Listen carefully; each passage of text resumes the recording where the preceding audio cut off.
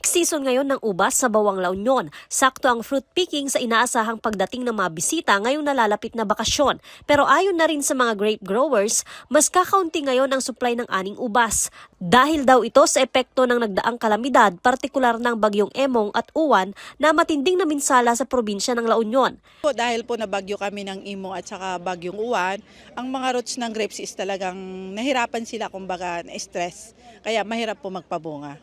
As of now kasi ang pabunga ng summer namin medyo konti po. Bagamat una nang nakapagbigay ng tulong at intervention sa otoridad para matulungan ang mga naapektuhan ng nagdaang mga bagyo. Kung kaunti lamang ang supply, may posibilidad na tataas ang presyo ng ubas. Sa presyo as of now nasa 500 kami.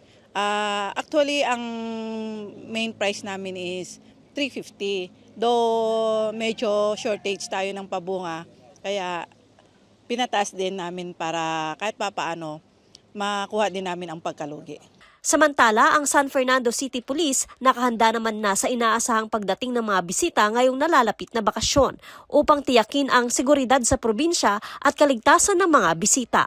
I-avoid po nila na magdala ng mga mamahaling gamit kagaya po ng alahas, yung mga cellphone po nila, wag bawal pong or iwasan po natin habang naglalakad sa dilim o kaya naglalakad sa walang masyadong mailaw, matao, nagse-cellphone. So mag-focus po sila sa kanilang seguridad.